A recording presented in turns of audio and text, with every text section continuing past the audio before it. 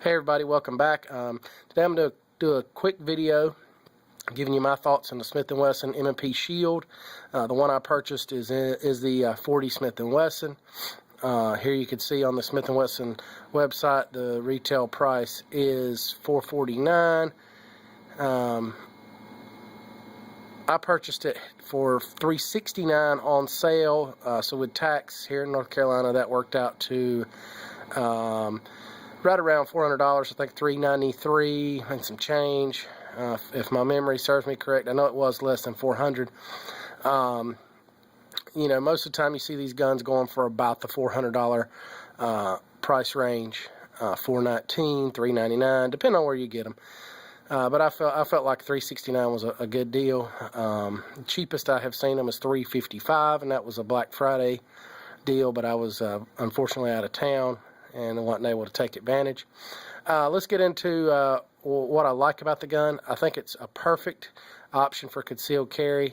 As you can see there, the capacity is 6 rounds with the flush fit magazine and 7 rounds with the extended. So when you add one in the chamber, if you're carrying your spare mag with you, that'll give you 14 rounds of 40 Smith and Wesson firepower, which is more than adequate for any self-defense situation, or most any self-defense situation.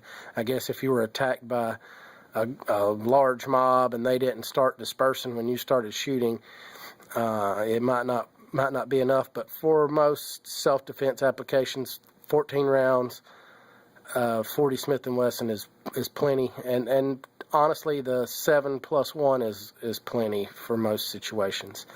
I like it for concealed carry because it is thin. My normal carry gun is a Glock 27, which has about the same footprint as far as the length and the height, but it is much thicker than the M&P Shield. So carrying it in the waistband, it's definitely noticeable. The difference, much more comfortable to carry the M&P Shield than the Glock 27. As far as what I don't like about the gun, I don't really care for the thumb safety. Of course, that's a training issue and shouldn't be a problem to overcome. But in a high stress situation, you never know. I really don't think you need a thumb safety on this model gun, but they chose to put one. So when I train, I start with the safety on, click it off, and then begin shooting. As far as comparing the Shield to the Glock, shooting it, this M&P Shield, well, neither one of those are really what I would consider a fun gun to shoot. In 40 Smith and Wesson, they have a lot of snappy recoil, just not something you want to take to the range just to have a good time. But you can enjoy shooting it, I guess, if you don't overdo it as far as the number of rounds. The Shield, when I shot it, where the grip goes into your palm there on the top, it kind of I wouldn't say aggravated my hand, but it was definitely sort of punishing. Not something that was very comfortable, like I said, just from the recoil aspect. But again, in a self-defense situation, you're probably not going to notice that because of your adrenaline pumping and everything.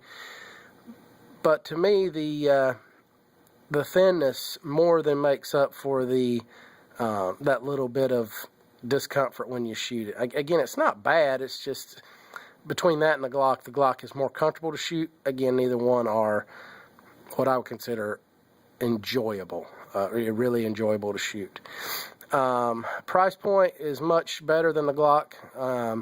Obviously, somewhere around $100 cheaper than the Glock.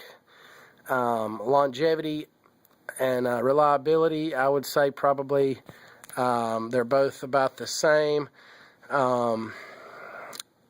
I really don't have a whole lot else to say. I mean, you can check out all the reviews and make up your mind for yourself. I think it's a great gun for concealed carry. It's definitely comfortable in the waistband. I could get into the nitpicky stuff about, you know, disassembly and the how the parts are arranged in the gun. Glock, I feel like, is much easier to change out springs and to work on yourself than the M&P Shield. But, you know, most people are going to leave that to a professional anyway. So, again, this is just my thoughts on it. I like the gun, and I have changed over from the Glock to the M&P Shield for everyday carry. I still carry the Glock sometimes. Especially I have night, you know, because I have night sights on it, I'll carry the Glock a lot at night. Once I get some night sights installed on my Shield, I'll probably not carry the Glock at all, unless I'm going to be carrying outside the waistband or open carry. So, again, I hope you guys have enjoyed this. I hope it just gives you another data point in your research and just my opinion. Again, you know, I hear a lot of people rave about this gun. It is a great gun, but I don't think it's anything earth-shattering. But you can make your mind up for yourself on that. Again, thanks for watching, and check back later for more reviews on some different guns.